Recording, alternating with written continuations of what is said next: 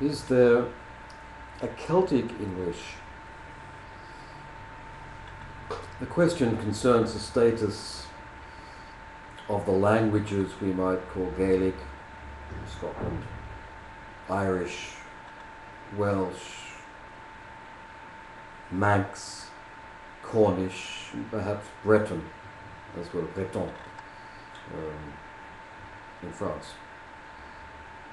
The status of which is that of a series of substrata that persist despite the subsequent invasions. There was a Celtic culture in Europe which is still there.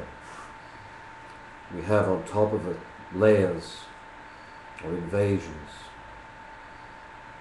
Anglo-Saxon, Nordic, French, layers upon layers of language. But there is this Celtic set of languages and a Celtic mindset, a Celtic culture that persists.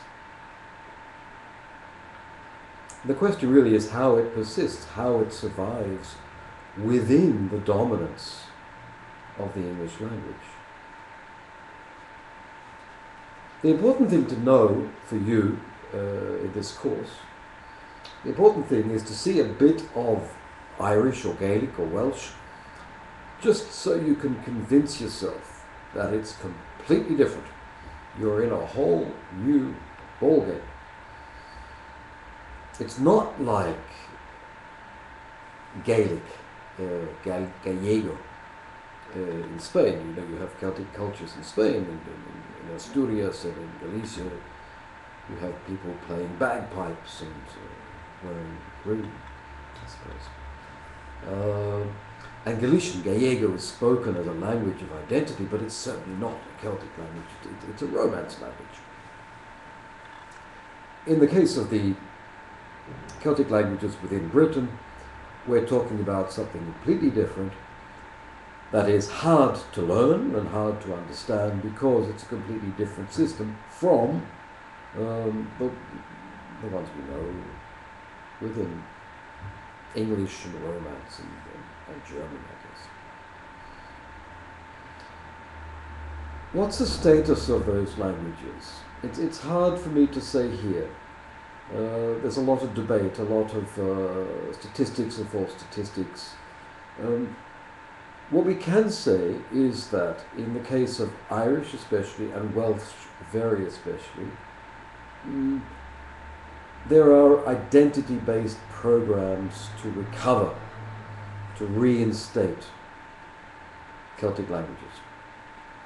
Less so in the case of Manx, and less so in the case of Gaelic in Scotland, although there are certainly cultural movements there, especially within literary studies and writers who work both in English and in Gaelic, and exclusively in Gaelic.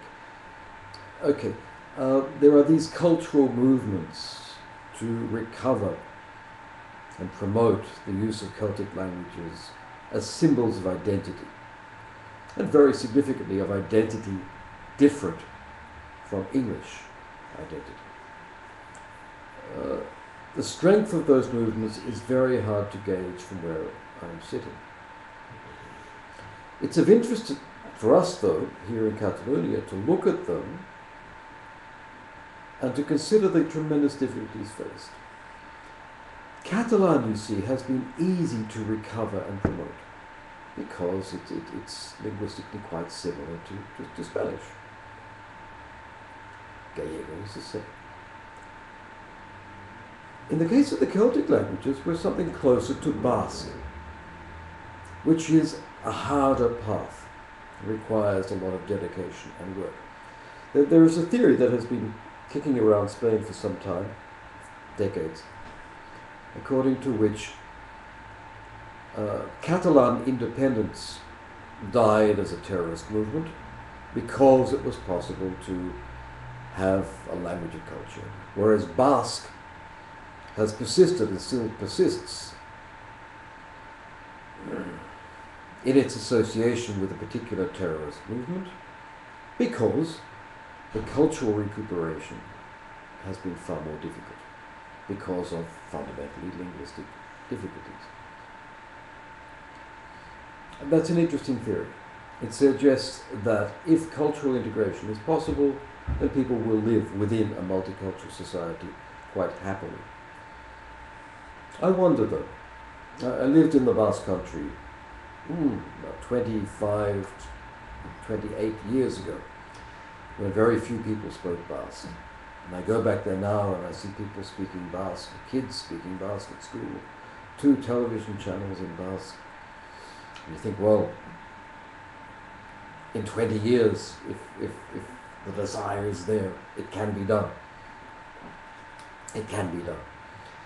And I have the impression that it's been done better and more completely with Basque than is the case in Wales or Ireland or Scotland. And I'm interested in why. And here I'll suggest one possible reason why. It's of interest to me here and to us in this course that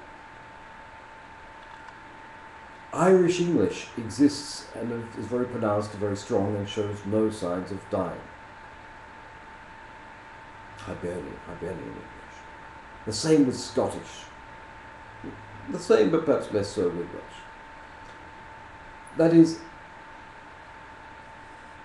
these cultural identities have their Celtic languages, but also have strong linguistic identities within English, within the frame of English variants. It's not that simple. It's quite remarkable to me that the Scottish ruling class, dominant class of Scotland, betrayed that identity and turned to RP and still speaks very RP-ish English. I'm also interested in the glottal stops you find in urban varieties in Glasgow, and I wonder if they really come from Cockney or something like that, if there's not a working class identification with strategies of opposition. I don't know. Perhaps they're pure Scottish working class glottal stops. But I do suspect that because these varieties of English are strong, are spreading up and out, are virulent, are active in the same way as Cockney is, I do suspect that they are sublimating the importance that would otherwise be attached to the recovery of Celtic languages. If there were no such thing as Irish English, then perhaps people would work harder at recuperating Irish Gaelic, and the same in Scotland. What I can attest, though, here, is that within those cultures, there is still a strong anti-English sentiment. That is, in some cases, anti-British as well. I discovered this a few years ago. I applied for a job in Edinburgh, and I went there. I was shocked and appalled to attend a meeting where all the professors were speaking perfect RP English, and my Australian English was definitely out of place. And then later that night, a Saturday night, Ireland had played Scotland in rugby. I don't know who won, it doesn't matter. It's one of the most wonderful nights out I've ever had. As soon as these Celtic cultures realised I was Australian and not English, we could be united in anti-English sentiment. We speak Australian and Irish and Scottish English.